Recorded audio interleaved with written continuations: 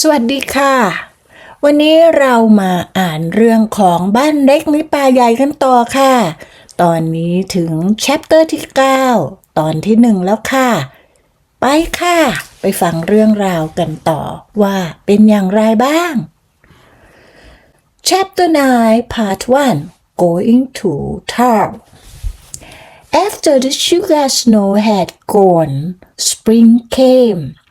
Birds sang in the leafy hazel bushes along the crooked rail fence. The grass grew green again, and the woods were full of wildflowers, buttercups and violets, timber flowers, and tiny starry grass flowers were everywhere เหมือนที่บ้านป้าอ้อยตอนนี้เลย As soon as the days were warm, Laura and Mary begged to be allowed to run barefoot. At first, they might only run out around the wood pile and back in their bare feet.Next day, they could run farther, and soon their shoes were oiled and put away, and they ran barefoot all day long. Every night, they had to wash their feet before they went to bed. Under the hems of their skirts, their ankles and their feet were as brown as their face.They had playhouse under the two big oak trees in front of the house.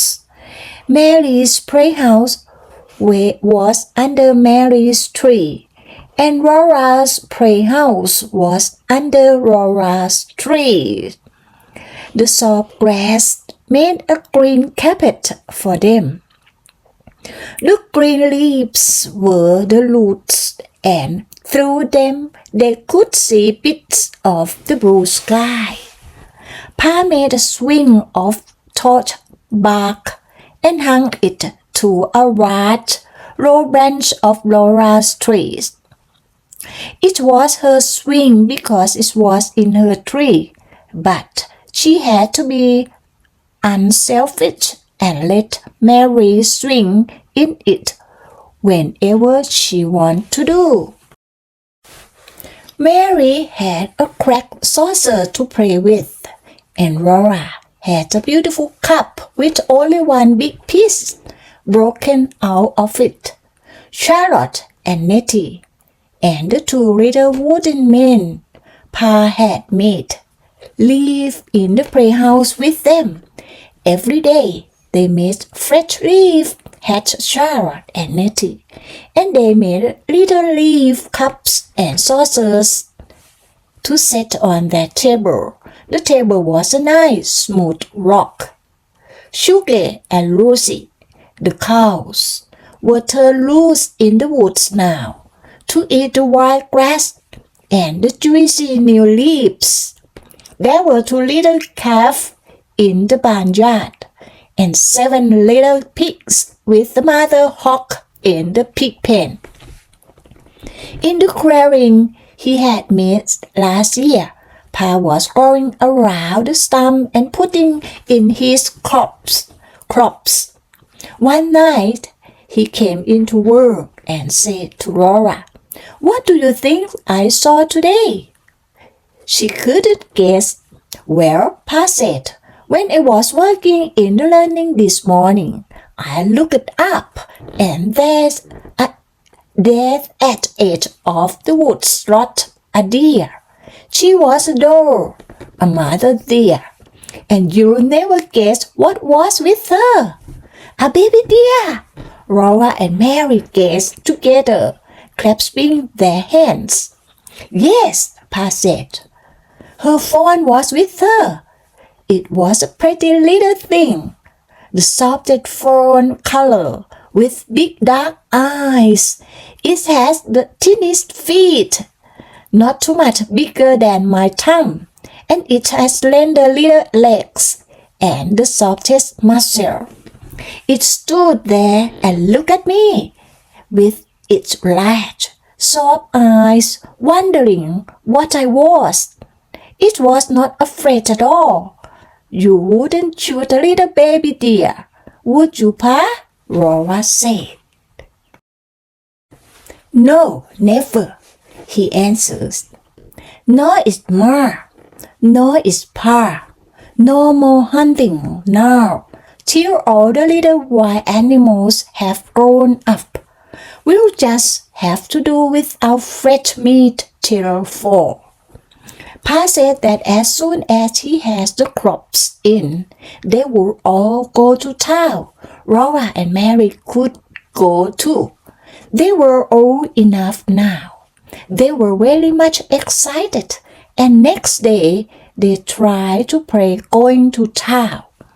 They could not do it very well because they were not quite sure what the town was like.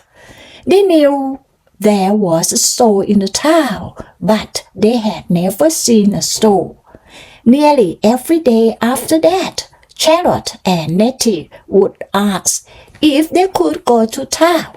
But Laura and Mary always said, "No, dear, you can't go this year. Perhaps next year, if you are good, then you can go." Then one night, Pa said, "Well, go to town tomorrow." The night thought it was the middle of the week.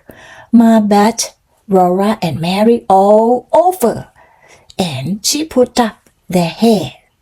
She divided their long hair into wisp, combed it with a wet comb, and put it tightly on the bit of lac.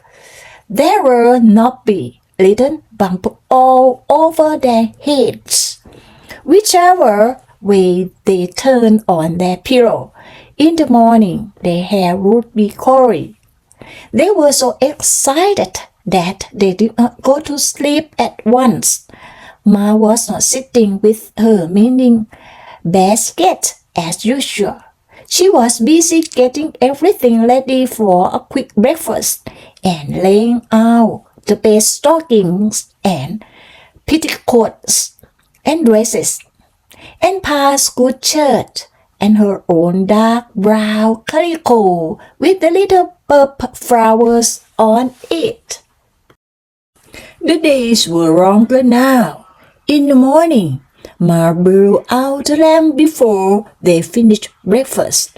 It was a beautiful, clear spring morning. Ma hurried Laura and Mary with their breakfast, and she washes the dishes quickly. They put on their stockings and shoes while she made the beds. Then she helped them put on their best dresses. Mary's china blue calico and Laura's dark red calico. Mary buttoned Laura up the back, and then Ma buttoned Mary.